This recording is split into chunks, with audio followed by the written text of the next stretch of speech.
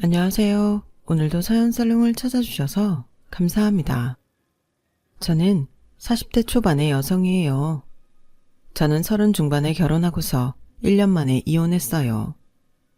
지금은 초등학교에 들어간 지 얼마 안 된 딸아이와 살고 있고요. 태어나서부터 쭉 아빠 없이 컸지만 똘똘하고 착하게 너무 잘 자라준 딸아이한테 진심으로 미안해하고 있어요. 아무리 아빠를 본 적 없다고 하지만 뱃속에 있을 때 제가 느꼈던 감정을 그대로 받아들였을 거라고 생각하면 그 충격을 이 조그마한 아이가 어떻게 감당했을지 상상이 잘 안 되거든요. 그럼에도 딸아이는 저 말고도 오빠 부부와 친정 부모님의 보살핌 덕에 지금까지 잘 자라준 것 같아서 너무 고맙더라고요. 사실 여러 일들이 있었기 때문에 아이 아빠는 멀리 있고 아이를 보러 올 수 있는 처지는 아니에요. 하지만 아이가 자기 아빠를 찾으면 어쩔 수 없이 보여주자 마음 먹고 있는데 오히려 아이는 아빠를 보고 싶지 않다고 하네요.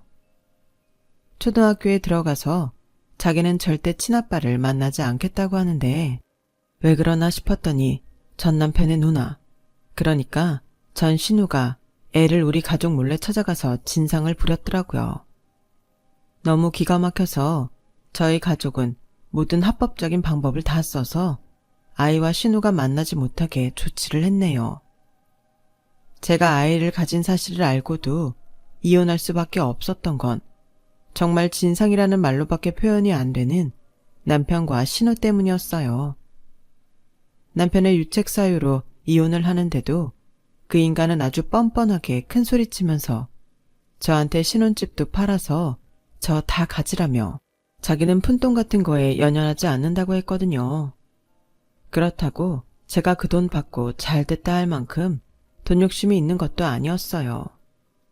저희 집은 뭐 요즘 말로 금수저 은수저 그렇지는 않아도 아빠가 좋은 직장 다니시고 엄마가 알뜰하게 살림하시며 저희를 가르치신 덕에 큰 어려움을 겪고 자라지 않았어요. 대학 다닐 때에도 제 생활비나 등록금 때문에 아르바이트 자리에 동동거리지 않을 정도의 여유는 있었고요. 부모님은 저와 오빠가 필요한 돈은 두말 않고 지원해 주셨죠. 그렇다고 엄마 아빠가 돈을 헤프게 쓰시는 분들은 아니었어요. 아빠는 퇴직하기 전에 적당한 곳에 건물을 사셔서 노후도 준비하시고 저희에게 물려줄 것까지 따로 두신 정말 철저한 분이셨고 엄마도 마찬가지였어요. 아무리 돈이 남고 여유가 있다고 해도 함부로 낭비하거나 명품 같은 거 막 사서 쓰지 않으셨거든요.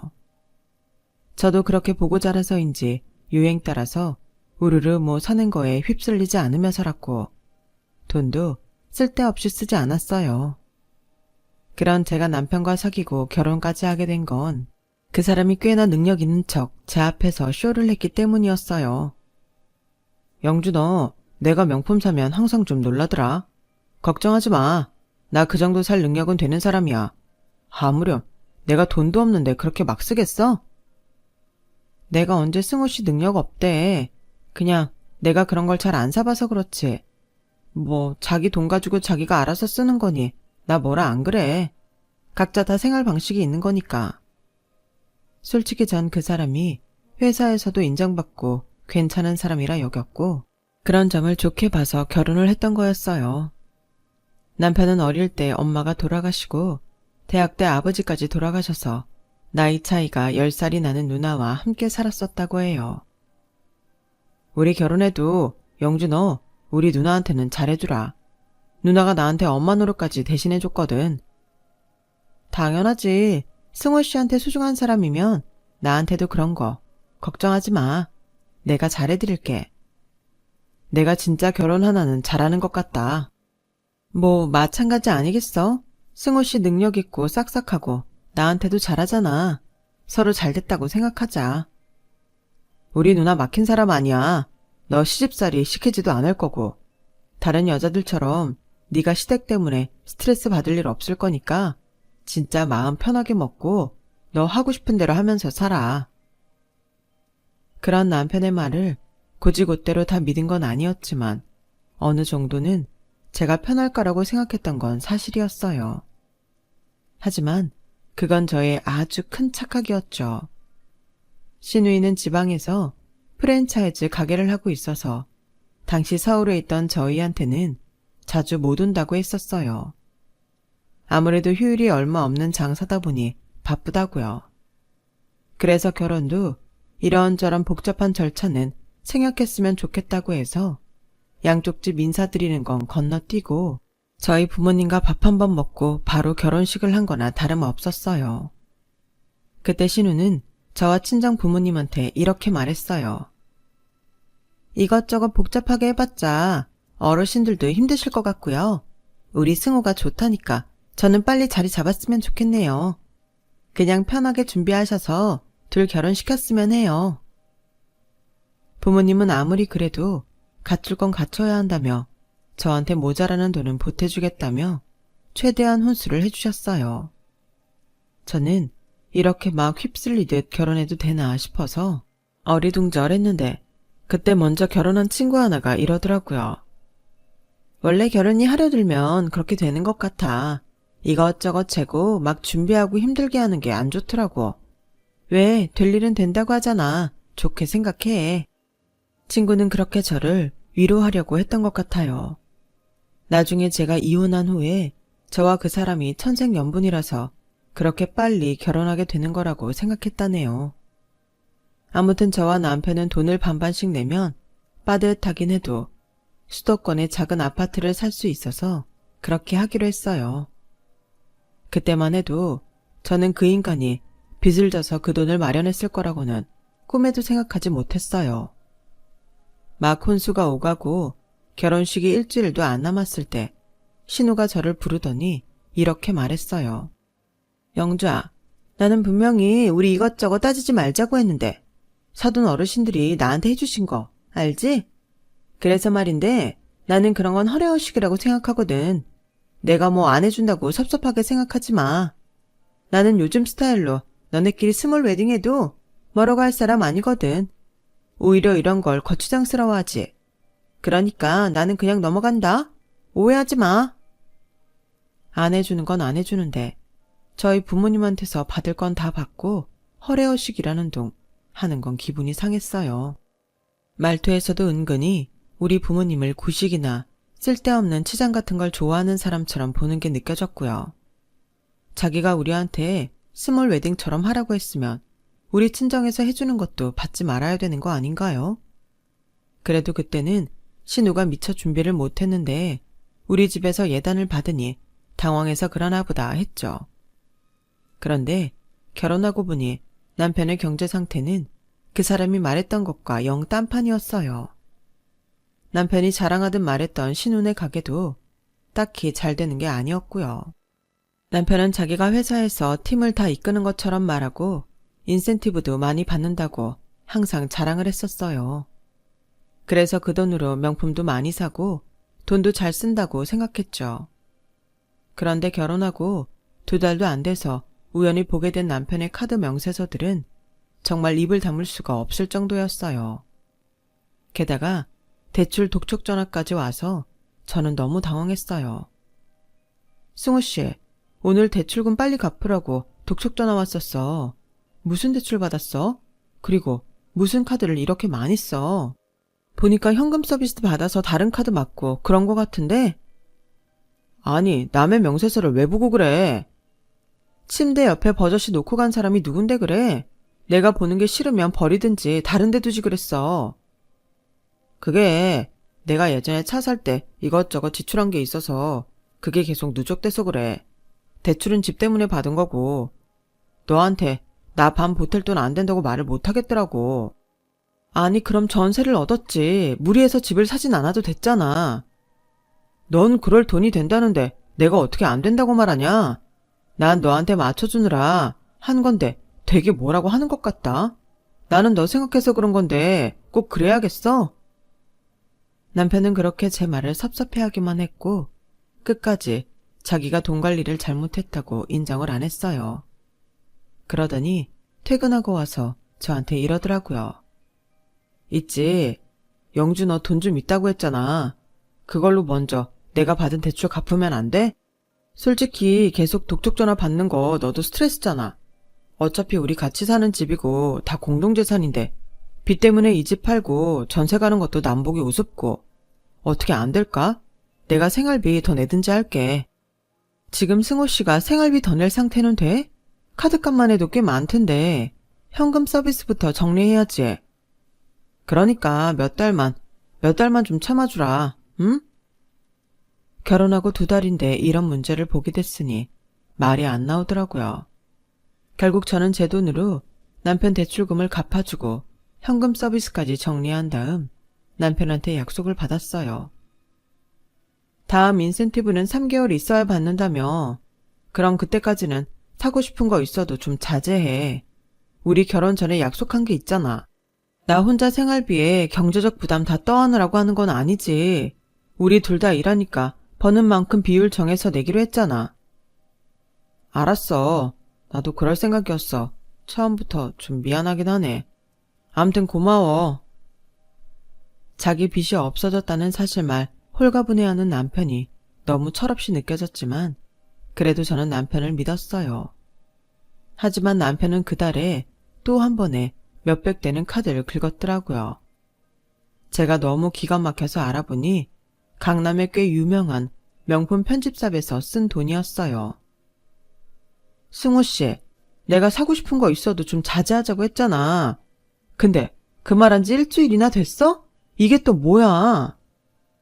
아니 넌 왜 자꾸 내 카드 사용 내역을 보고 그래? 승호 씨가 보라고 나한테 비번까지 다 가르쳐 놓고 무슨 소리야? 돈 안 쓸 테니까 확인해 보라며. 그거 누나한테 사서 보낸 거야. 누나 고등학교 동창 모임 있다는데 안 그래도 혼자 사는데 취례하게 하고 나갈 수 없다고 하잖아. 동창들이 얕본다고.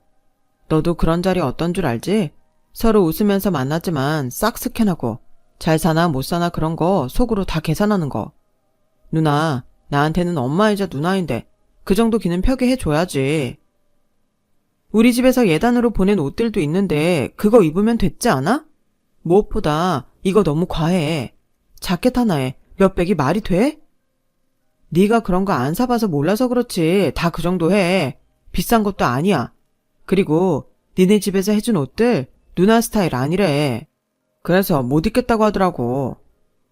정말 입만 열면 나오는 말들이 어쩌면 하나같이 제 뒷목을 잡게 하는지 정말 남매가 똑같아도 너무 똑같았어요. 그리고 신우가 아예 남편 카드 하나를 갖고서 여기저기 써대더라고요. 비싼 건 다 남편 카드로 쓰고 있었어요. 아니, 아무리 자식 같은 동생이고 엄마 같은 누나라지만 정도라는 게 있잖아요. 버는 것보다 훨씬 많은 돈을 쓰면 어떻게 하라는 건지. 저는 이 남자 인센티브가 얼마길래 이런 돈을 다 감당했나 싶었고 신우도 정말 동생을 생각한다면 이렇게 돈을 쓰면 안 된다는 생각이 들었어요. 그리고 남편이 신우 자켓을 사준 그 명품 샵에서는 남편을 VIP로 등록을 해놓았더라고요.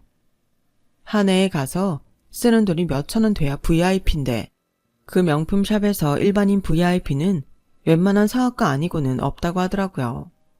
근데 제가 결혼하고 알게 된 사실은 남편 연봉이 그만한 돈을 감당할 수 없는 건 당연할 뿐더러 저보다도 연봉이 1000 정도 적다는 거였어요.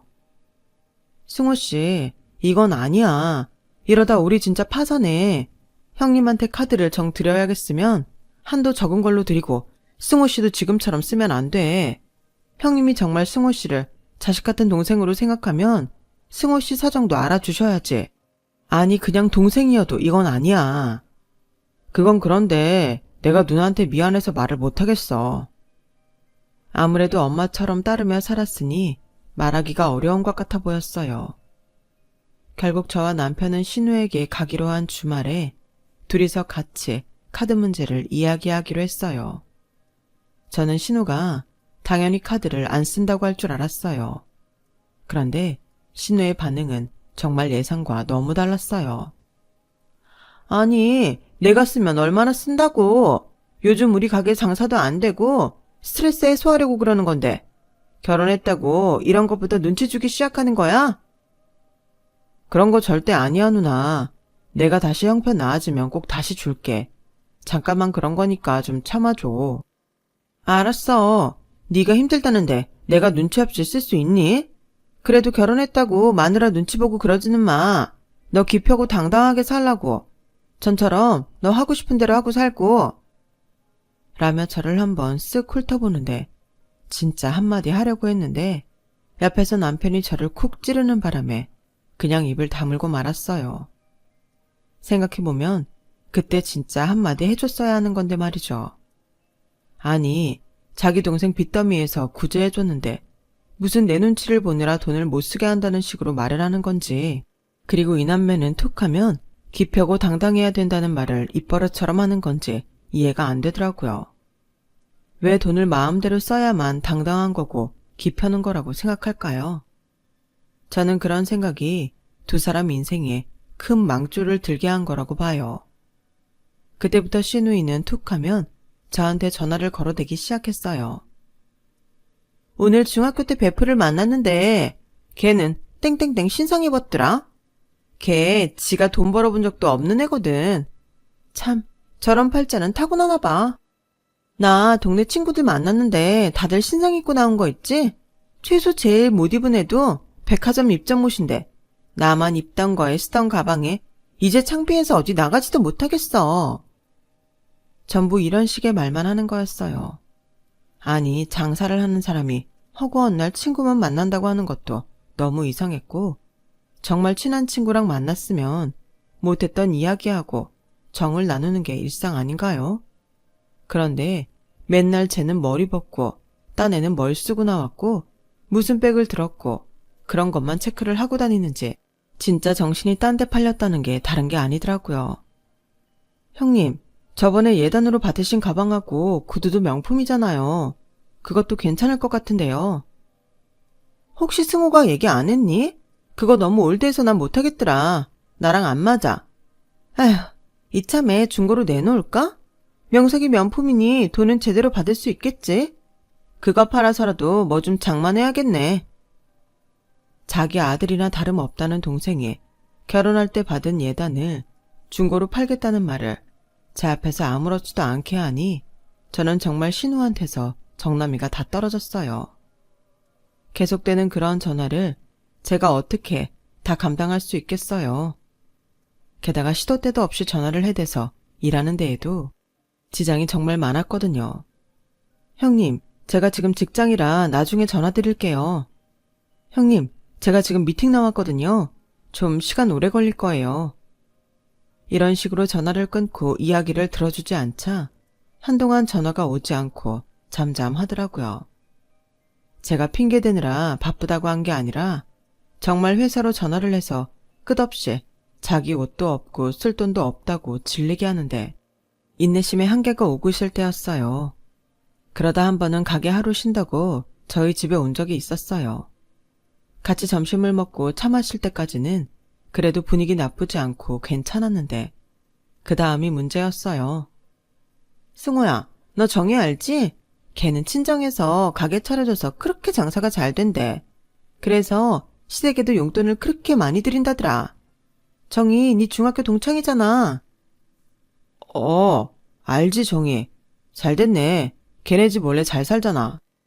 그러게 말이야. 돈 벌 줄 아는 사람들은 그렇게 눈치가 빠르고 센스도 좋은 것 같아. 그러니 걔도 장사를 그렇게 잘해서 시댁에 용돈도 팍팍 주고 그러지. 제가 아무리 눈치가 없어도 저 들으라고 하는 소리인 거 왜 모르겠어요. 시댁에서도 그 여자분한테 잘해주시나 보네요. 원래 사람 마음이라는 게 오고 가는 거잖아요. 아무리 돈을 잘 번다고 아무한테나 그렇게 하겠어요? 저는 회사에서 월급쟁이 생활하고 돈 모은 거지만 그래도 승호 씨랑 결혼했다는 의리로 빚 다 갚아줬잖아요. 남편 아니면 의리로 그러기 힘든데 그 여자분 시댁이 여자분한테 잘하는가 보네요. 스트레스 안 받게 하고요. 제 말에 신우와 남편은 눈이 동그래져서 서로를 쳐다보더니 저한테 아무 말도 못하고 얼굴이 빨개졌다 파래졌다 아주 볼만하더라고요. 제가 그동안 별말 안 하니 한마디 대꾸도 못하는 그런 사람인 줄 알았다가 아주 놀란 모양이더라고요. 그 후 신우는 별 말 없이 앉았다가 그만 가보겠다면서 자리에서 일어났어요. 그리고 가기 전에 들으라는 듯이 이런 말을 하더라고요. 지가 시집살이도 안 하고 다른 며느리들보다 편히 살면 눈치껏 알아서 잘할 일이지. 하지만 저는 끝까지 조심히 들어가세요. 멀리 못 나가요. 라는 말만 하고 용돈을 드리지 않았어요. 솔직히 신우는 남편 카드만 못 썼을 뿐이지 제가 매달 꼬박꼬박 용돈 보내주고 있었거든요. 남편이 자기네 회사 인센티브가 줄었다며 생활비 낼 돈도 부족하다고 하도 우는 소리를 하길래 제가 대신 보내고 있었는데 저렇게 노골적으로 다른 사람 비교하고 내가 편하게 산다는 식으로 말하며 돈 더 달라고 눈치를 주는데요. 저는 줄 수 있다고 해도 더 주고 싶지 않더라고요. 그렇게 시간이 지나면서 결혼 1주년이 다가올 즈음에 저는 임신 5개월에 접어들었고 생각보다 입덧을 오래 하고 안정되는 데에 시간이 걸려 체력적으로도 마음도 아주 힘든 시간을 보내고 있었어요. 제가 아이 갖고 병원에도 몇 번 실려가고 아무것도 못 먹어서 힘이 들어 친정엄마가 와서 저 돌봐주곤 하셨어요. 그러니까 신우한테서 연락이 딱 끊기는 거 있죠. 혹시라도 자기가 뭐 해줘야 될까봐 그러는 게 너무 속보이더라고요. 남편도 맨날 자기 바쁘다며 병원 한 번을 같이 가주지 않고 급기야 집에 안 들어오는 날들도 생겼어요. 처음에는 야근에 출장이 많아졌다고 해서 그런가 보다 했는데 시간이 가면 갈수록 너무 자주 집을 비우기도 하고 밤 12시 넘어서 들어오는 건 예사가 돼버렸어요. 그러다 병원 검진을 가야 하는데 같이 가주시기로 한 친정엄마가 갑자기 바쁜 일이 생기셔서 못 가게 된 날이 있었어요. 승호씨, 내일 병원 가는 거 우리 엄마가 외삼촌 집에 일이 생겨서 거기 가봐야 된다고 하시네. 내일만 승호씨 나랑 같이 가줄 수 있어? 나 임신하고 지금까지 한 번도 병원 같이 가준 적 없잖아. 이번에는 좀 같이 가주라. 아 진짜 너는 나이가 몇인데 맨날 병원을 같이 가달래? 내가 그렇게 할 일 없는 사람으로 보여? 짜증나게 정말. 그러더니 그 밤에 옷을 집어들고 도로 나가는 거 아니겠어요. 처음에는 너무 황당해서 아무 말도 안 나왔는데 시간이 갈수록 괘씸하고 기가 막혀서 열불이 나더라고요. 저는 남편한테 다시 들어오라고 몇 차례나 문자를 보냈지만 남편은 끝까지 답이 없었어요. 그랬더니 다음날 오후에 저한테 문자를 보냈더라고요. 영주 네가 아이 낳으면서 회사 그만둘지도 모르니 내가 한 푼이라도 더 벌어야 돼서 예민한데 넌 자꾸 어리광만 부리는 것 같잖아. 너도 사회생활하면서 그렇게 뭘 모르는 소리만 해.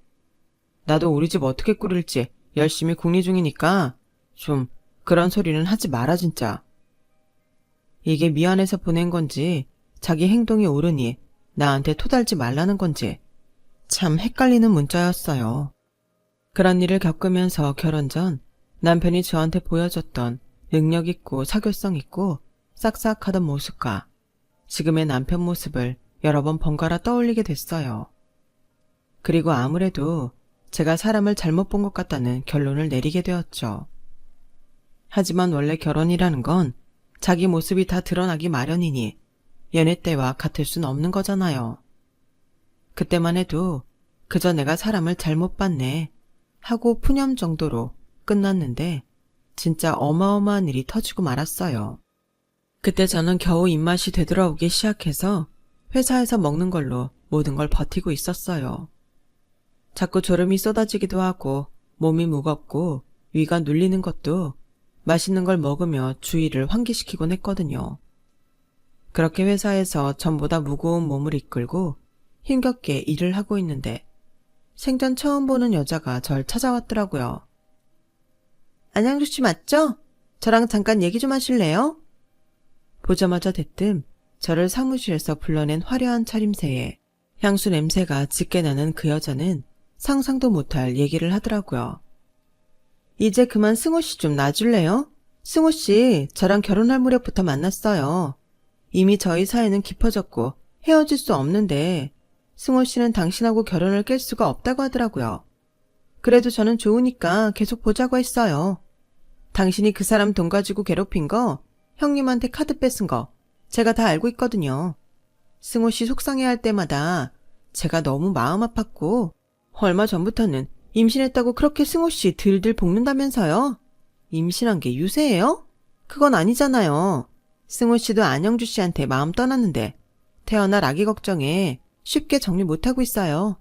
그러니까 안영주씨가 어른스럽게 정리해주세요. 저는 처음에 누가 저한테 악질적인 장난을 한다고 생각해서 헛웃음이 나왔어요. 하지만 그 여자 표정은 절대 장난이 아니었어요. 저는 무슨 일인지 알겠으니까 이만 돌아가 달라고 하고 사무실로 돌아왔어요. 무슨 말을 더 하려던 그 여자는 제가 지금 근무 시간이라고 하자 별 수 없이 자리를 떴고요. 제 자리에 앉아 있는데 제가 대체 무슨 말을 들은 건지 머릿속이 빙빙 돌며 정리가 잘 안 되더라고요. 그렇게 어지럼증이 계속되던 저는 결국 의자에서 미끄러져 주저앉고 말았고 제 건강을 걱정해주던 회사 동료들이 놀라서 저를 얼른 병원 응급실로 데려갔어요.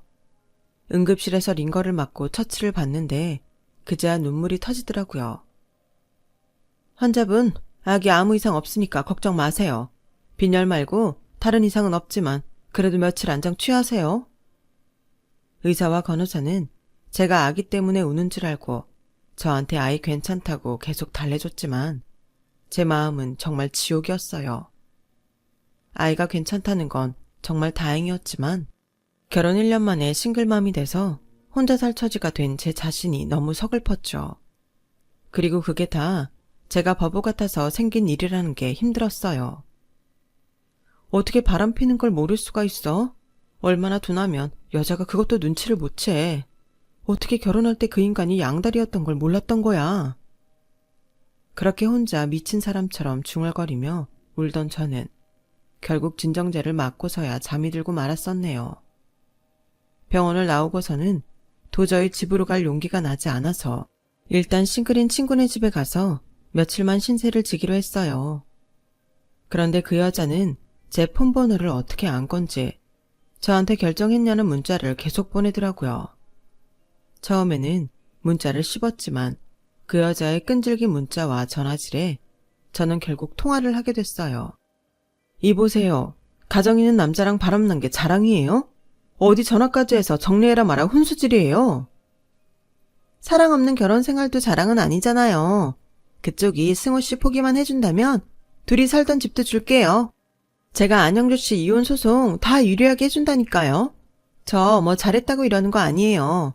제가 안영주씨랑 결혼 결정되고서 승호씨 만난 것도 맞고요. 근데 먼저 만나고 늦게 만나고가 중요한 게 아니라 사랑하는 사람끼리 살아야 되는 거잖아요. 혹시 아이 포기하고 싶으면 그 비용도 제가...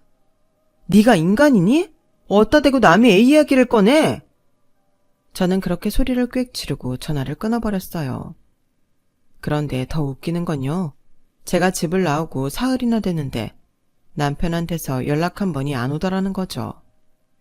어쩌면 이 인간은 제가 스스로 물러나길 바라면서 그동안 저 병원 한번 안 따라가고 모든 걸 제가 이기적인 여자로 몰아세웠던 게 아닌가 의심이 들었어요. 더는 고민하고 말고 할 게 없겠더라고요. 저는 바로 친정으로 가서 그동안 있던 일을 이야기했고 부모님은 잔뜩 화가 나셔서 인맥을 다 뒤져 저한테 제일 비싼 변호사를 붙여주셨어요. 신우는 제가 이혼 소송을 할 거라는 말에 처음에는 집 앞까지 찾아와서 그러지 말라고 사정했어요. 옳게 남자는 살다 보면 한눈 한 번씩 다 팔고 그런데 이혼한 내가 이런 말 한다고 우습게 생각하지 말고 앞으로 태어날 애 인생도 생각해야 하잖아. 이혼은 아닌 것 같아. 올케가 그냥 눈 딱 감고 넘어가면 될 일이야. 형님, 승우씨 저 집 나오고 한 번도 찾지 않았어요.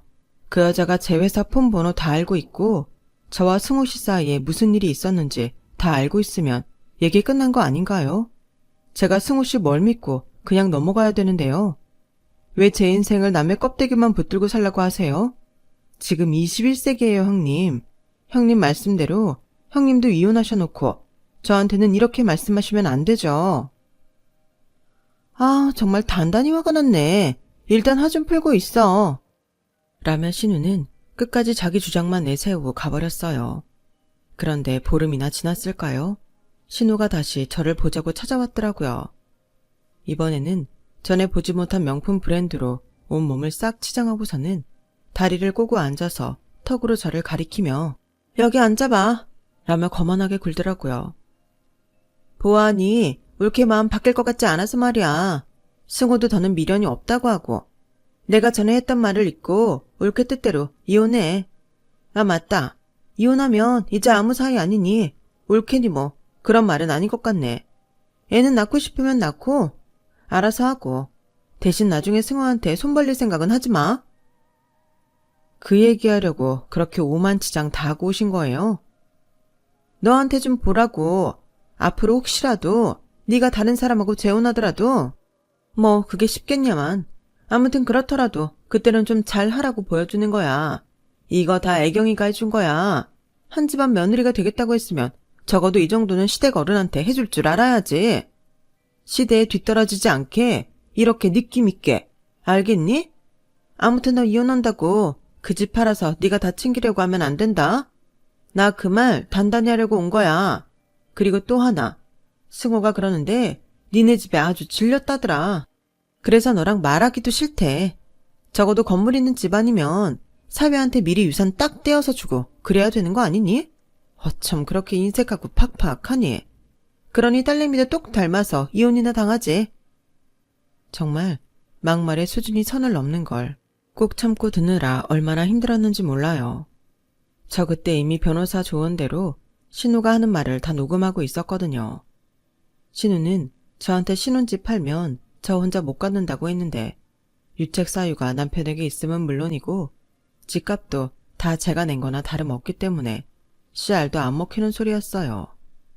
게다가 그 여자가 전화로 이혼만 해주면 그 집 저한테 주겠다고 했던 녹음 내용하고 문자 내용도 다 있었거든요. 저는 그 여자를 상대로 상간녀 소송까지 같이 진행했고 두 사람은 저한테 막대한 위자료를 줘야 했어요. 제가 갚아줬던 카드값도 물론 다 돌려받았죠. 그 여자는 자기가 상간녀가 아니라고 억지를 썼지만 이미 저한테 그 여자가 상간녀라는 증거가 다 있었기 때문에 이혼 소송은 온전히 저의 승소로 끝을 맺었어요. 저와 친정 식구들은 그래도 아이는 죄가 없으니 나중에 자라면 아빠를 볼 수 있게 해주려고 했는데 그 인간은 필요 없다며 딱 거절하더라고요. 너 나중이라도 와서 아빠 노릇 할 생각 하지 마라. 내 눈앞에 다시 뜨면 너 가만 안 둬. 내가 미쳤냐? 널 왜 다시 만나? 라더니 그 남자는 뒤도 안 돌아보고 가버리더라고요. 보란듯이 그 여자 팔짱을 끼고서요. 아빠는 너무 화가 나서 저런 놈들한테 얕잡아 보이며 살면 안 된다고 저희한테 주려고 마련해둔 예금을 저한테 미리 주셨어요. 저는 위자료로 받은 돈과 친정에서 미리 받은 유산 덕에 여유롭게 아이를 키우며 살 수가 있었죠.